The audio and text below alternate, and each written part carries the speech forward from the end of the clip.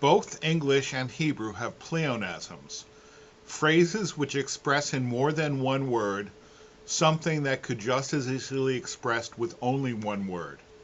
We often speak of tuna fish when tuna would convey exactly the same thing. My late Uncle Max used to say that something has all the vitamins and minerals, and lawyers often speak of rules and regulations. Yes, technically a vitamin is not a mineral, and a rule is not a regulation, but we recognize both of these usages as simply figures of speech. In the Hebrew Bible, we find the term ger v'toshav, stranger and sojourner. When he seeks to buy a burial place for his wife Sarah, Abraham describes himself to the native Hittites as a ger v'toshav.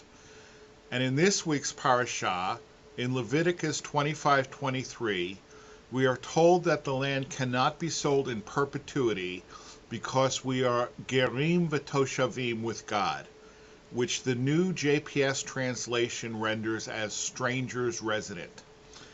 We accept ger v'toshav as a pleonasm, meaning something like resident alien. But I recently came across a teaching from my great-great-great-great-great-grandfather Rabbi Yaakov Krantz, the Dubner Maggid, where he says that they are actually opposites. Ger carries the connotation of temporariness, while toshav carries the connotation of permanence. God said to Israel, the relationship between you and me is always that of strangers and settlers.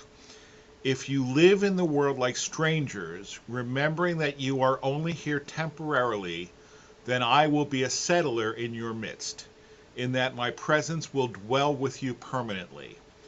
But if you will regard yourself as settlers, as permanent owners of the land on which you live, forgetting that the land is actually not yours but mine, my presence will be a stranger in that it will not dwell in your midst.